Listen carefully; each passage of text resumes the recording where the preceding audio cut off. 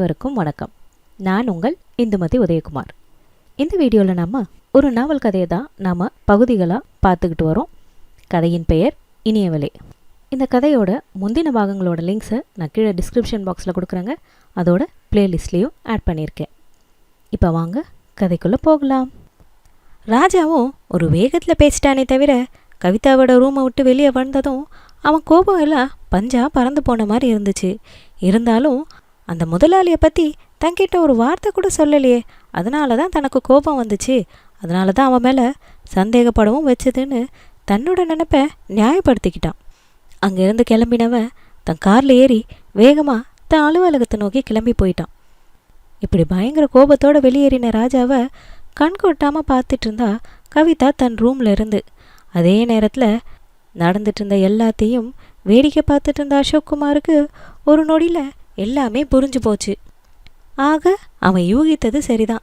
இந்த ராஜா கவிதாவுக்கு ஏற்கனவே தெரிஞ்சவன், பழக்கமானவன். 2 பேருக்கு இடையே காதல் வேற ஒன்று ஓடிக்கிட்டு இருக்கு. அது காயாகி பழமாகி பழுக்கிறதுக்குள்ள ராஜா கவிதா கையில் ரோஜா, அதுவும் யாரோ ஒருத்தர் கொடுத்ததை வச்சுக்கிட்டு நிற்கிறத பார்த்ததும் அவனுக்கு இவன் மேலே சந்தேகம் வந்துடுச்சு. கோபத்தில் சண்டை போட்டு கிளம்பியும் போயிட்டான். இதுதான் நடந்திருக்கணும். என்ன ஒரு அரிய சந்தர்ப்பம்! வந்த ஆபத்து வந்த வேகத்திலே போயிடுச்சே. அசோக்குமார் தன் நினைப்புகளோட திருப்தி அடைஞ்சவனா நிமிர்ந்து உட்காந்துக்கிட்டான். கவிதாவை பார்க்கணுன்னு எழுந்த அந்த ஆவலை கூட அடக்கிக்கிட்டான். இதற்கான சமயம் இல்லை. கவிதா நிச்சயம் கோபத்தில் இருப்பா. இப்போ போனால் அந்த கோபம் முழுசையும் தன் பக்கம் திருப்பி விட்டுருவா. வேற வேணையே வேண்டாம் அப்படின்னு யோசித்தவன் கவிதாவை எப்படியாவது அவளோட பார்வையை தன் பக்கம் திருப்பணும்னு அதுக்கு என்ன வழினோ யோசிக்க ஆரம்பித்தான். கவிதாவோட நிலையும் பரிதாபமானதாக தான் இருந்துச்சு. ஒரு புறம் ராஜா தன் மேலே அவ்வளோ ஆத்திரப்பட்டு கோபமாக கிளம்பி போனது அவளுக்கு பெரும் அதிர்ச்சியாக இருந்தாலும், இன்னொரு பக்கம் பெரியவரோட மகன் அசோக்குமார் நல்லவராக திருந்திட்டானே, வேலைகளெல்லாம் கவனிக்க ஆரம்பிச்சிருவான், இனிமே என்ன பிரச்சனை இருக்குன்னு சந்தோஷ நினைப்பில் இப்படி மண்ணு வந்து விழுந்த மாதிரி நான் உங்களை காதலிக்கிறேன்னு சொல்லிட்டானே, இப்போ இதெல்லாம் எங்கே போய் முடிய போகுதோ. பிரச்சனைகள் அத்தனையும் சுலபமாயிடுச்சு, எல்லாம் சரியாயிடுச்சுன்னு நினச்சிட்டு இருக்கும் பொழுது திரும்ப திரும்ப வந்து பிரச்சனையிலேயே மாட்டிக்கிறேனே, அவனுக்கு எப்படி புரிய வைக்கிறது? இப்போது நான் உன்னை காதலிக்கலன்றத அவனுக்கும் சொல்லணும். நான் உன்னை காதலிக்கிற வேற ஒருத்தரை விரும்புகிறேன்ற உண்மையை எப்படி அவனுக்கு தெரிய வைக்கிறது? ரொம்ப பலமாக குழம்பி போய் யோசிக்க ஆரம்பித்தா கவிதா. அடுத்து வந்த கொஞ்ச நாட்களில் பெருசாக எந்த ஒரு நிகழ்வுகளும் இல்லாமல் அமைதியாக தான் போய்கிட்டு இருந்துச்சு. கவிதா வழக்கம் போல் தன்னோட வேலைகளை பார்க்க ஆரம்பித்தா. ஆனால் அவளோட நடையிலையோ சரி செயலையோ சரி எந்த ஒரு செயற்கையாக முடுக்கி விட்ட இயந்திரத்தனம் தான் தெரிஞ்சுது. மனசில் பாறாங்கல்ல வச்சுக்கிட்டு அவளால் எப்படி சிரிக்க முடியும்? ராத்திரி முழுசும் யோசிச்சா. படபடக்கிற அவளோட அழகிய விழிகள் கூட இப்போ தூக்கம் இல்லாமல் செவந்து கலை இழந்து இருந்துச்சு. எதிலுமே பதற்றம் இல்லாமல், எந்த ஒரு விஷயத்துலையும் ஒரு லைப் இல்லாமல் ஒரு வெறுமையோடு தான் அவள் சுற்றிக்கிட்டு இருந்தா. அசோக்குமாரும் அவளோட நடவடிக்கையெல்லாம் நல்லா கவனித்தவன் மனசில் ஒரு சில கணக்குகளை போட்டு வச்சு அதன்படி அவனோட வாழை சுருட்டிக்கிட்டு அமைதியாக இருந்தான். அவள் பார்வையில் படாமல் கூடுமான வரைக்கும் தவிர்க்க ஆரம்பித்தான். காதல் தோல்வி அவளை ரொம்பவே பாதிச்சிருக்குதான். அந்த பொண்ணு ஆறணுமா, அதுக்காக இவர் காத்திருக்காராம். தனக்கு தானே கற்பனைகளையும் சமாதானங்களையும் செஞ்சுக்கிட்டு அசோக்குமார் அவளை விட்டு விலகியே இருந்தான். கவிதாவுக்கு இவ்வளோ பிரச்சனைகளுக்கு நடுவில் இது ஒரு பெரும் நிம்மதியாக இருந்துச்சு. மத்தளத்துக்கு 2 பக்கமும் இடின்ற மாதிரி இல்லாமல் ஏதோ இவனாவது கொஞ்சம் தொல்லைப்படுத்தாமல் ஒதுங்கி இருக்கானேன்னு பெருமூச்சு விட்டுக்கிட்டா. எப்போ பார்த்தாலும் எதை நினச்சாலும் ராஜாவோட நினைப்பே அடிக்கடி அவளுக்குள்ளே தோணுச்சு. அந்த குறும்பு சிரிப்பும் அவனோட கருத்த மீசையும் அகந்த நெற்றியும் நேராக துருவி துளைக்கிற விழிகளுமா திரும்ப திரும்ப அவளோட மனத்திரையில் தோன்றினப்ப எல்லாம் கவிதா ரொம்பவும் அவஸ்தைப்பட்டா. அடுத்த கணமே எதுக்கு இந்த பொல்லாத நினைப்பு? என்னெல்லாம் பேசிட்டாரு, எப்படியெல்லாம் சந்தேகப்பட்டுட்டாரு. நான் சிரிச்சிட்டேன்னா முதலாளியோட பணத்தை பார்த்து மதி இழந்து மயங்கி போயிட்டேனா, இது இல்லாமல் புடவையை வேற விரிச்சிட்டேனாமே, எவ்வளோ சீப்பாக இலக்காரமாக நினச்சிட்டாரு அப்படின்னு ராஜா மேலே அலாலையாக கோபம் பொங்குச்சு. இனி அவர் நினைப்பே நமக்கு இருக்கக்கூடாது. ராஜாவை முழுசாக மறந்துடணும். இப்படி ஒரு ஸ்திரம் இல்லாத சந்தேக புத்தி கொண்ட ஒரு ஆளை எப்படி அவளால் மனசார நினைக்க முடியும்? அப்படியே நினைச்சாலும் அவனுக்காக உருகி உருகி காதலிச்ச கண் கண்ட கணவனாலாம் அவளால் கற்பனை கூட பண்ணி பார்க்க முடியல. ஆனால் இதையெல்லாம் ஒரு காலத்தில் செஞ்சதை நினைக்கும் பொழுது அது எவ்வளோ பெரிய முட்டாள்தனோன்னு இப்போ நினச்சிக்கிட்டா. தனக்கு தானே நொந்துக்கவும் ஆரம்பித்தா. கூடவே அசோக்குமார் மேலே தாங்க முடியாத எரிச்சலும் அதிகமாச்சு. அன்னைக்கு இவன் மட்டும் அந்த ரோஜா பூவை கொண்டு வந்து காதல் அப்படி இப்படின்னு தத்து பித்துன்னு உளராமல் இருந்திருந்தா இந்த பிரச்சனையெல்லாம் வந்திருக்குமா? இல்லை ராஜாவுக்கு தான் இப்படி என் மேலே சந்தேகம் வந்திருக்குமா? அப்படியே அவன் செஞ்சிருந்தாலும் இவருக்கு எப்படி இந்த மாதிரி? என்ன நினைச்சாலும் அவளுடைய மனசு ஆறவே இல்லை. என்னதான் இருந்தாலும் ராஜா ஒரு சராசரி ஆன போல அவரும் நடந்துக்கிட்டாரே, சூழ்நிலையை வச்சு நம்மளை சந்தேகப்பட்டுட்டாரே அப்படின்னு கவலை கொண்டவளா இப்படியே பொழுதுகளை ஓட்ட ஆரம்பிச்சா. எந்த வித சுரத்தும் இல்லாமல் வேலைகளை கவனிப்பா. அன்னைக்கு சாயந்தரம் அவளுக்கு பெரிய ஆச்சரியம் ஒன்று காத்திருந்துச்சு. வேலை முடிஞ்சு ஆஃபீஸை விட்டு பஸ் ஸ்டாப்பை நோக்கி நடந்துட்டு இருந்தவளுக்கு அம்பாசிடர் கார் ஒன்று ஓரமாக ஒதுங்கி சரக்குன்னு அவள் பக்கம் பிரேக் போட்டு நின்றுச்சு. திடுக்கிட்டு திரும்பி பார்த்தா கவிதா. உள்ள ராஜாவோட அம்மா அன்னபூர்ணி அம்மா சிரிச்சபடி அவளை நோக்கி கை அசைச்சு பார்த்து அவளை அருகில் கூப்பிட்டாங்க. அவங்கள பார்த்ததும் அவளுக்கு உயிரே வந்த மாதிரி இருந்துச்சு. அன்னபூர்ணி அம்மா உற்சாகமாக கவிதாவை கூப்பிட்டு காரில் ஏற்றிக்கிட்டாங்க. கவிதா, உன்னை பார்த்து எவ்வளோ நாளாச்சு, உன்கிட்ட நிறைய பேசணும், வீட்டுக்கு வரியா அப்படின்னு கேட்டதும் அவளால் எதையுமே யோசிக்க முடியல. பூம்பூ மாடு மாதிரி தலையும் அசைச்சு வச்சா. தன்னோட இந்த நிலைக்கு இது இப்போதைக்கு பெரிய ஆறுதலாக இருந்துச்சு. ஆனாலும் பயம். வீட்டில் ராஜா மட்டும் இருந்துட்டா அவ்வளவுதான். அவளை கேள்விகளால் குத்தி கொதறி கிழிச்சு எடுத்துருவானே. நல்ல வேலை அங்கே ராஜா இல்லை. அவன் தான் எப்போவுமே ஆஃபீஸ்னு இருப்பானே, அவனை போய் வீட்டில் எதிர்பார்த்தோமே அப்படின்னு அவளே நினச்சிக்கிட்டா. வீட்டில் இருந்தா பெரிய அதிசயம் அவர் அப்படின்னு எதுக்கும் அன்னபூர்ணி அம்மா கிட்ட ஒரு வார்த்தை கேட்டு வச்சா. அவன் வீட்டில் இருந்தா பெரிய அதிசயம்தான் அப்படின்னு அன்னபூர்ணி அம்மா சொன்னது அவளுக்கு கொஞ்சம் ஆறுதலாகவே இருந்துச்சு. அன்னபூர்ணி அம்மா முகமலர அவளை வரவேற்று பங்களாக்குள்ளே அழைச்சிட்டு போனான். கவிதாவுக்கு என்னவோ போல தான் இருந்துச்சு. இன்னமும் இவளுக்கு விஷயம் தெரியாதோ, ராஜா அன்னைக்கு நடந்த சண்டையை பற்றி இவங்க கிட்ட சொல்லலையோ அப்படின்னு நினச்சிக்கிட்டவ அடுத்த கணமே இதையெல்லாம் போய் சொல்லுவாங்களா என்ன? சொல்கிற விஷயமா? ஆனால் ராஜா செய்வாரே, என் மேலே அவ்வளோ சேர்த்த வாரி இறைச்சவருக்கு என்னை இவங்க கிட்ட சொல்லி களங்கப்படுத்துறதுல ஒன்றும் பெரிய அசிங்கம் இருக்காதே, அவர் ஏன் செய்ய மாட்டார் அப்படின்னு நினச்சிக்கிட்டா. ஆனால் அன்னபூரணி எந்த வித சஞ்சலமும் இல்லாமல் அவகிட்ட விழுந்து விழுந்து பேசினா. பெத்த மகளை போல உரிமையாக அவள் கையை பற்றி வாஞ்சையோட தலைக்கு ஓதினபடி பேசினப்போ கவிதாவுக்கு ஏதோ ஒரு ஆனந்த உணர்வு தான் உள்ளுக்குள்ளே ஏற்பட்டுச்சு. ஒரு அம்மா மாதிரி அவங்கள பார்க்க ஆரம்பிச்சிட்டா. தன்கிட்ட எவ்வளோ அன்பாக இருக்கிறாங்கன்னு நெகிழ்ந்து போனா. கூடவே இந்த அன்பும் பாசமும் ராஜா கிட்டேயே இல்லாமல் போயிடுச்சு அப்படின்னு வருந்தவும் செஞ்சா.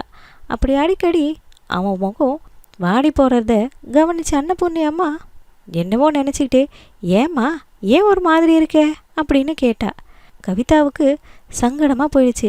இருந்தும் சமாளிக்க நினச்சவளா, ஒன்றுமில்லை, லேசான தலைவலிம்மா, அதுதான் அப்படின்னு வழக்கமாக ஒரு பொய்யை சொன்னான்.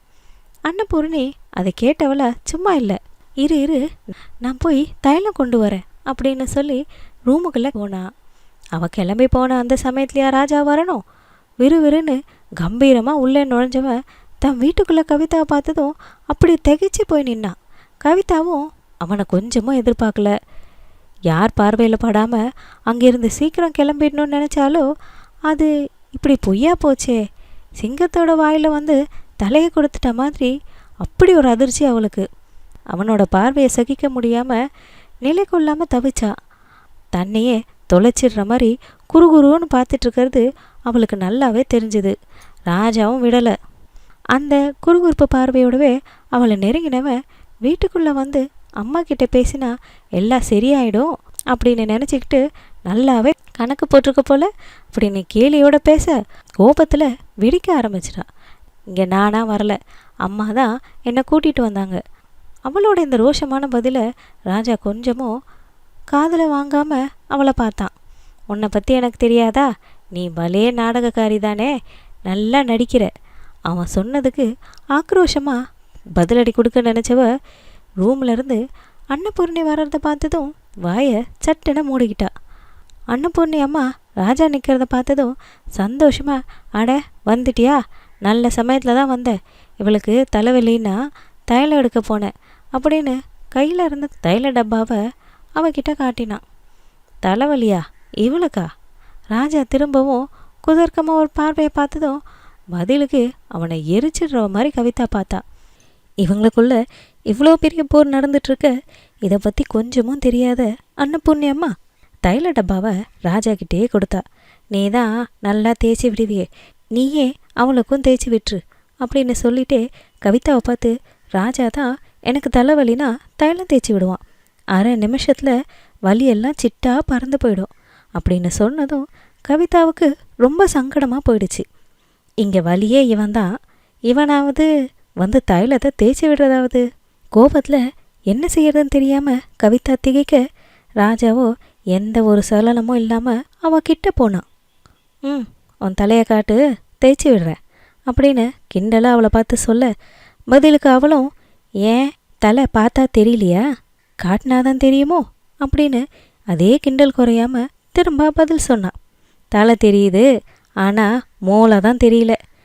அது சரி, இருந்தால் தானே தெரியறதுக்கு அப்படின்னு கிசுகிசுப்பாக சொல்லிட்டு கோபத்தில் முறைச்சிட்டு நின்றுட்டு இருந்தவளை கொஞ்சமும் பொருட்படுத்தாமல் ரொம்ப உரிமையாக தைலத்தை அவன் நெத்தியில் மென்மையாக தடவி விட்டான். எரிமலையா சினம் கொண்டு இருந்தவ அவன் கை பட்டதுமே என்னவோ தெரியல, சட்டுன்னு குளிர்ந்து போனான். அவனோட விரல்களோட இந்த தீண்டல், இந்த ஸ்பரிசம் அவளை என்னவோ செஞ்சது. அவளையும் அறியாமல் ஒரு மோகன மயக்க நிலைக்கு போனவ அப்படியே சாயவும் செஞ்சிட்டா.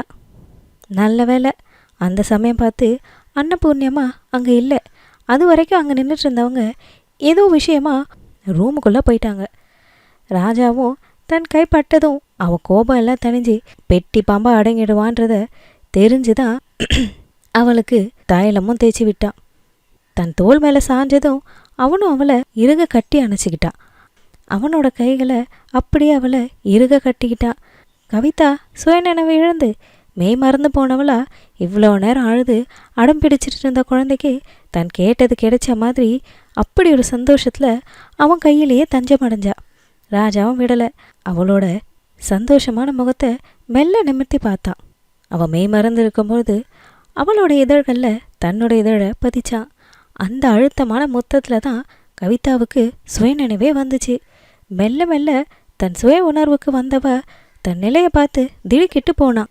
காதல் ரசம் சொட்ட சொட்ட இறுக்கமா காதலனோட அணைப்பில் மெய் மறந்து நின்ன, என்னது இவன் என் காதலனா, என்னதான் நடக்குது இங்க, சே சுதாரிச்சுட்டு தன் நிலையை உணர்ந்து படப்படன்னு அவன் கைகளில் இருந்து விலகி வந்தா.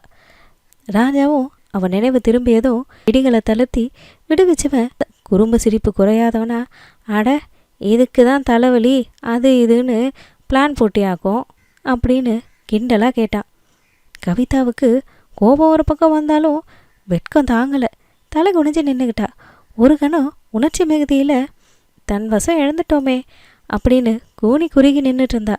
அவள் அப்படி தவிச்சு கஷ்டப்படுறத உணர்ந்த ராஜா, கவலைப்படாத கவிதா, நடந்ததெல்லாம் நல்லதுக்கு தான் அப்படின்னு மெல்லிய குரல்ல அவள் தோள்களை பிடிச்சு சமாதானம் சொல்ல அவளும் முகம் சிவந்து போனான். டக்குன்னு அவளோட தோலை பற்றினது. ஆனால் இருந்தாலும் வீம்பு குறையாம அவனோட கையை தட்டி விட்டா. இன்னமும் கோபம் குறையாதவளா இருக்கிற மாதிரி தன்னை காட்டிக்க ராஜா சிரிப்பு அடக்க முடியாம, இது என்ன புது கதையா இருக்கு, கொஞ்சமாவது நியாயமா இருக்கா, நீ மட்டும் உனக்கு தேவைன்னா என் மேலே சாஞ்சிக்கலாம், ஆனால் நான் மட்டும் உன்னை தொடக்கூடாதா, அப்படி தானே? திரும்பவும் குத்தலாக பேச மறுப்பு பேச முடியாம கவிதா தவிச்சு போனா. இதுக்கு நடுவே உள்ளே போயிருந்த அன்னபூர்ணி அம்மாவும் வெளியில் வந்தாங்க. அப்பாடா இவன்கிட்ட இருந்து தப்பிச்சோண்டா அப்படின்னு கவிதா நிம்மதி பொறுமூச்சு விட்டா. நடந்தது எதுவுமே புரியாத அன்னபூர்ணி அம்மா திரும்பவும் கிளறி விட்ட மாதிரி, என்னப்பா தைலத்தை தேய்ச்சி விட்டியா அப்படின்னு அப்பாவையே கேட்டா. ஓ தேய்ச்சி விட்டேனே, ஆனால் இந்த தலைவலி இருக்கே, இது சாதாரண தலைவலி இல்லைம்மா, பயங்கர தலைவலி. இதுக்கு அடிக்கடி பக்கத்தில் நான் இருக்கணும் போல இருக்கே, அப்படின்னா மட்டும்தான் இது சரியாகும் அப்படின்னு கேலியாக சொல்ல அன்னபூர்ணியம்மா முன்னாடி என்ன செய்யறதுன்னு தெரியாமல் கவிதா தவிச்சு போனான். அவளை மேலும் சங்கடப்படுத்த வேணான்னு நினச்சானே என்னவோ. ராஜா திடீர்னு அங்கேருந்து கிளம்பி தன்னுடைய ரூமுக்கு போயிட்டான். அப்பாடா தலைவலி போச்சு அப்படின்னு கவிதா நிம்மதி பெருமூச்சு விட்டா. அதுக்கப்புறம் அன்னபூர்ணியம்மா வழக்கம் போல் அது இதுன்னு கவிதாவோ நேரம் ஆகிறத உணர்ந்து அடிக்கடி வாச்சே பார்த்துக்கிட்டு இருந்தா. ஒரு வழியாக அன்னபூர்ணியம்மா பேச்சை முடித்தப்போ கவிதா என்ன நினச்சி பயந்தாலோ அதுவே நடந்துருச்சு. ராஜாவை உன் வீட்டில் கொண்டு போய் விட சொல்கிறேம்மா அப்படின்னு அன்னபூர்ணியம்மா சொன்னதும் கவிதாவுக்கு திக்குன்னு ஆயிடுச்சு. அவசரமாக அவர் எதுக்குமா, டிரைவர் போதும் அப்படின்னு மறுத்து சொல்ல, மறுத்து அவள் பேசுறதுக்கும் ராஜா கரெக்டாக அங்கே ஆஜராகிறதுக்கும் சரியாக இருந்துச்சு. நானும் நல்ல டிரைவர் தான், உன்னை பத்திரமா கொண்டு போய் உன் வீட்டில் சேர்த்துடுறேன் சரியா அப்படின்னு அவகிட்ட பேசிக்கிட்டே அன்னபூர்ணியம்மா முன்னாடி வந்தப்போ இதுக்கு மேலே எதுவும் சொல்ல முடியாதுன்னு கவிதாவும் அமைதியாயிட்டா. அன்னபூர்ணியம்மா கிட்ட விடைபெற்று காரில் கிளம்பினா. கிளம்பும் பொழுது காரோட முன் சீட்டில் ஏறுறதா இல்லை பின் சீட்டில் ஏறுறதா அப்படின்னு அவன் குழம்பும் போதே ராஜாவே பின் சீட்டோட கதவை திறந்து உட்கார சொன்னான். அப்பாடா, பிரச்சனையை கொடுக்கறதும் அவன், தீர்த்து வைக்கிறதும் அவனே அப்படின்னு நினச்சவ பின் சீட்லேயே போய் உட்காந்தா. நீ முன் சீட்டில் உட்காரலாம், ஆனால் எனக்கு தான் பயமாக இருக்குது அப்படின்னு அவன் சொன்னப்போ அவளுக்கு ஆச்சரியமாக இருந்தது. பயமா, என்கிட்டியா அப்படின்னு அவள் கேட்குறதுக்குள்ளே அவனே சொல்ல ஆரம்பித்தான். இருக்காதா, ஒரு ஆண் கை பட்டதுமே திடீர்னு அப்படியே மேலே சாஞ்சிக்கிற. இப்போ தெரியாதனமாக என் கை உன் மேலே பட்டுச்சுன்னா அப்புறம் நீ திடீர்னு என் மேலே சாஞ்சா நான் காரை எங்கே ஓட்டுறது அப்படின்னு அவன் சொன்னதும் கவிதாவுக்கு வெக்கமாக போச்சு. ஐயோ ஆரம்பிச்சிட்டான்டா, திரும்பவும் இந்த ஒரு விஷயத்த சொல்லியே நம்மளை குத்தி காட்ட போகிறான். எப்படி தான் இவன்கிட்ட இருந்து தப்பிக்கிறது அப்படின்னு கவிதா ரொம்ப அமைதியாக யோசிச்சுட்ருக்க ராஜாவுக்கு வசதியாக போச்சு. கவிதா, எனக்கு ஒரு சந்தேகம் அப்படின்னு ராஜாவே ஆரம்பித்தான்.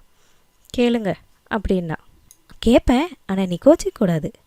அவனோட பீடிகை பலமாக இருக்கவே கவிதா முகத்தை நிமிர்த்தி அவனை ஒத்து பார்த்தா. ஆஃபீஸில், அதாவது உங்களோட ஆஃபீஸில் நீ உன்னோட இந்த உணர்ச்சிகளெல்லாம் எப்படி சமாளிக்கிற? யாராவது உன்கிட்ட இப்படி நெருங்கி பேசினா உடனே அப்படி அவங்க மேலேயே சாஞ்சிருவியோ? நாக்கில் நரம்பு இல்லாமல் அவன் கேட்டதும் கண்ணுமண் தெரியாத அளவுக்கு கவிதாவோட கோபம் அதிகரிச்சுது. ஆக்ரோஷத்தில் துடிச்சா. ஆனால் சிரமப்பட்டு தன்னை கட்டுப்படுத்திக்கிட்டா. நிஜமாவே இவன் தன்னை சந்தேகப்படுறானா இல்லை தன்னை சீண்டி விளையாடுறானா? அவளால் இவனோட செய்கைகளை கொஞ்சம் கூட புரிஞ்சிக்கவே முடியல.